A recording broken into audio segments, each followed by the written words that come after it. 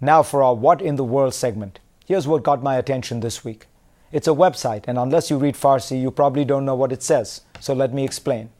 It's the website of the former president of Iran, Mohammad Khatami, and it declares the ongoing trials of some 100 Iranian opposition figures, politicians, journalists to be show trials. It is the latest in an ever-escalating series of charges made by major leaders in Iran against the regime.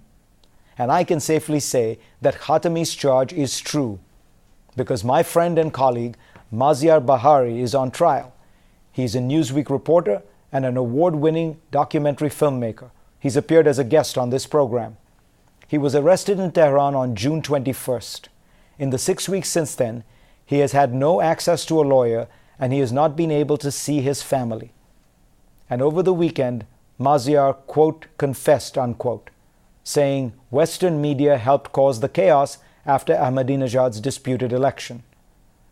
It is a lie. Maziar obviously knows it's a lie, and the Iranian government knows it's a lie.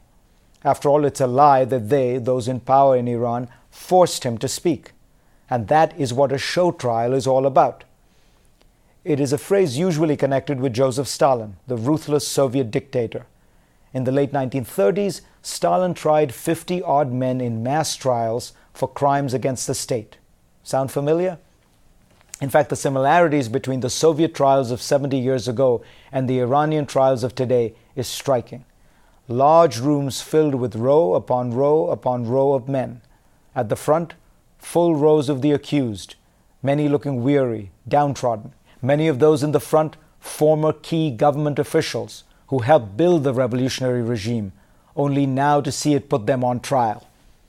And when their time comes to take the stand, they confess, saying whatever the regime wants them to, hoping that it means they will be treated less harshly, hoping that one day they might be able to be free, hoping to see their families again. In the Soviet case, those hopes were never realized. The Iranian government still has time to change, or else it will be remembered in history solely for its horrific use of totalitarian tactics, an example of modern-day Stalinism. It should release Bahari and all its other political prisoners immediately.